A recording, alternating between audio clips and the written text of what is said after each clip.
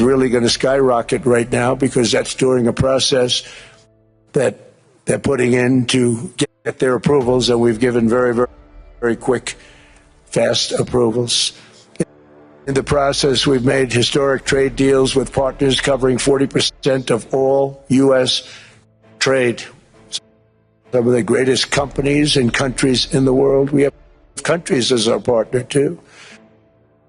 The European nations, Japan, South Korea, they're our partners. They've gone into massive deals with us, especially on oil and gas.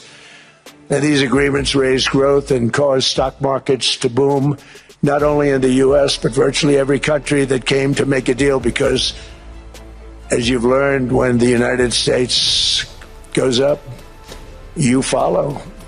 It's really become a staple. In America, I've stopped the nation-wrecking energy policies that drive up prices while sending jobs and factories to the world's worst polluters. They are indeed polluters. Under Sleepy Joe Biden, new domestic oil and gas leases fell by 95%. Think of that. And they wonder, why was gasoline going up so fast? The gasoline actually topped $5 a gallon, and some places $7 a gallon, and more than 100 major power plants were violently shut down by incompetent people that had no idea what the hell they were doing. Under my leadership, U.S. natural gas production is at an all-time high by far. U.S. oil production is up by 730,000 barrels a day, and last week we picked up 50 million barrels from Venezuela alone.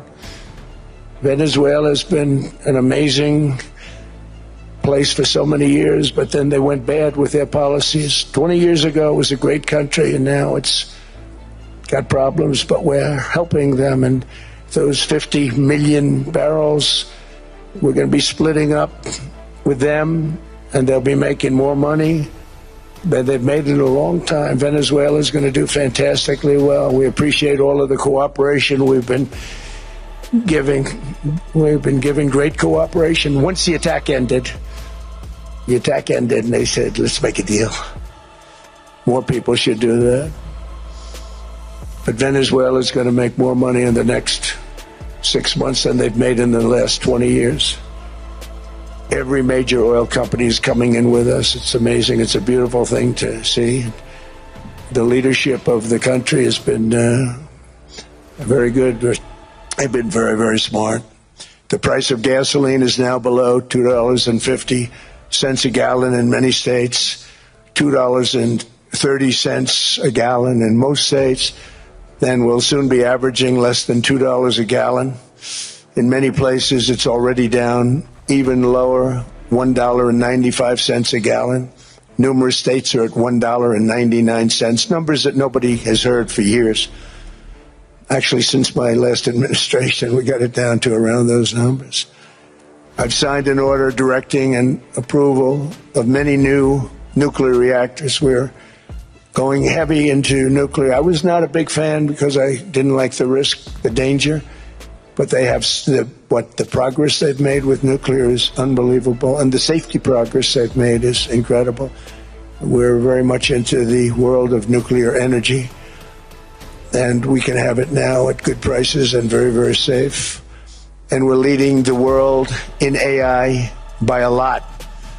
We're leading China by a lot. I think President Xi respects what we've done, in part because I've allowed these big companies building these massive buildings to build their own electric capacity. They're building their own power plants, which when added up is more than any country anywhere in the world is doing. I read recently an article in the Wall Street Journal that China's creating so much energy, and they are. I got to hand it to them. But we're creating as much or more, and we're letting them do that. I'm very proud of it. It was my idea. I said, you can't create this much energy. We needed more than double the energy currently in the country just to take care of the AI plants. And I said, we can't do that. We have an old grid system. And I came up with the idea, you people are brilliant. You have a lot of money.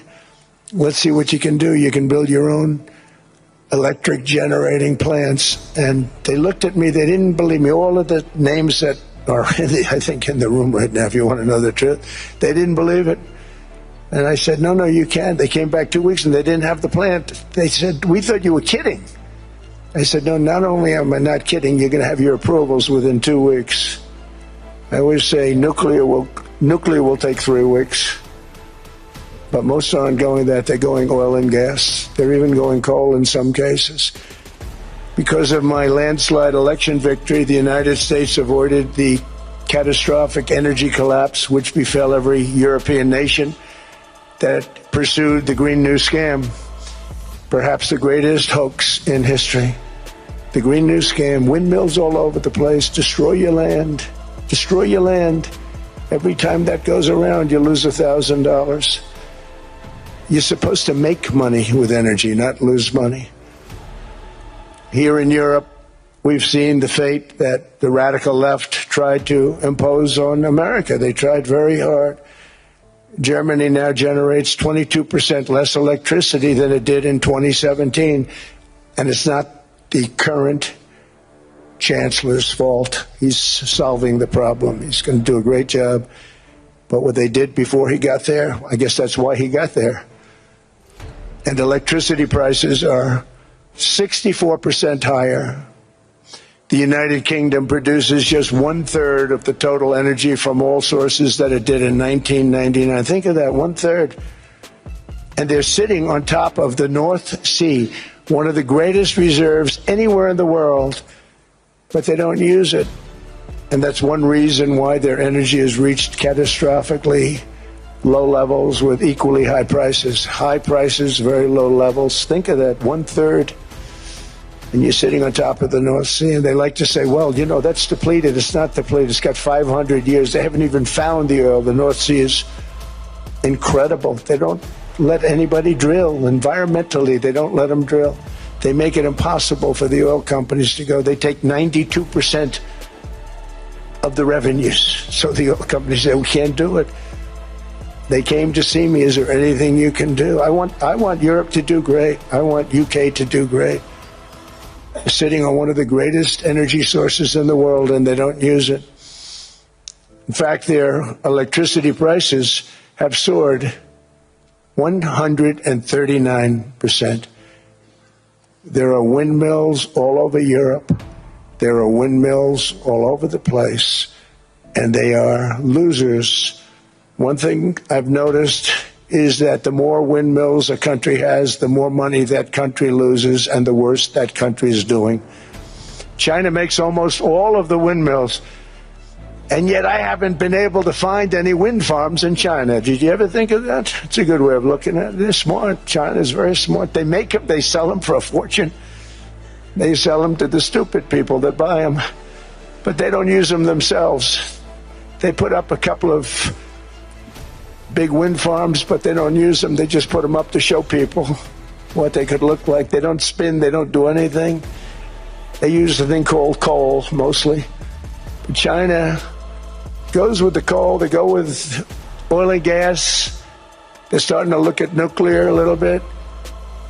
And they're doing just fine. They make a fortune selling the windmills, though, and I think really that's one that they wouldn't be surprised if it stopped. They are shocked that it continues to go. They're very friendly with me. They're shocked that people continue to buy those damn things. They killed the birds. They ruin your landscapes.